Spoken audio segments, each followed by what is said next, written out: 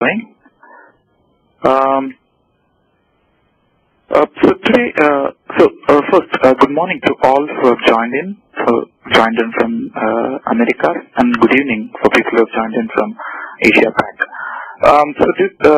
Today's topic, we are going to cover scalable chats.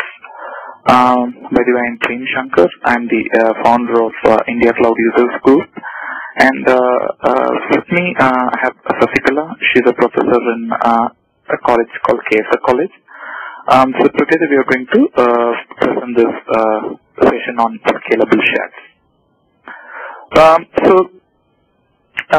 Before getting into the scalable chats topic, I would like to sincerely request one and all to raise any questions as and when. So feel free to stop me at any point of time. This session is primarily going to be covering topics around database sharing. So first, we would be covering about why there is a need for such sharing, and then we will move on to some of the various mechanisms by which we can share. Then we would also have some use cases coming in, and I'm also going to touch upon topics related to that of Hibernate Chat as well as Azure Chats.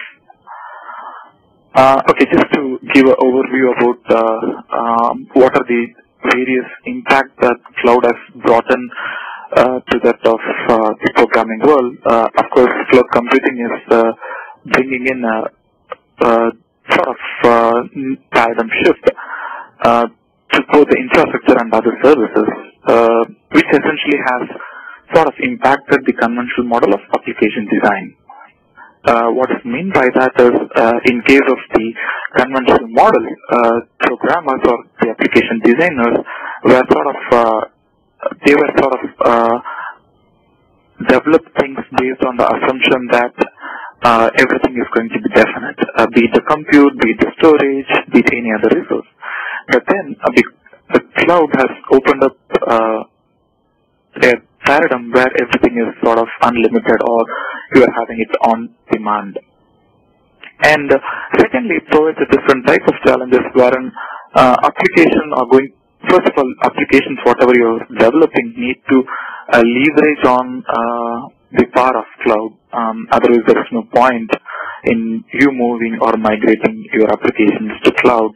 And then another important thing is you need to remember that the applications, whatever I am developing, need to scale automatically, which is a natural expectation.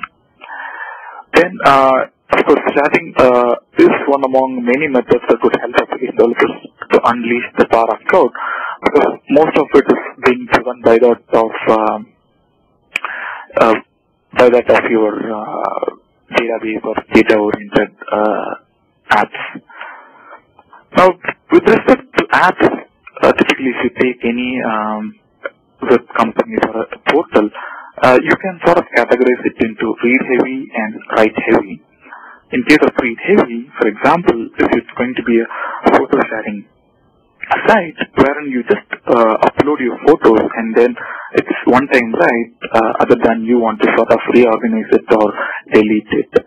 And of course, with other aspects like map rendering sites where you do have survey and then upload the maps. And with respect to write-heavy, typical example would be online game. For example, if you take Signa, who sort of developed a formal tool.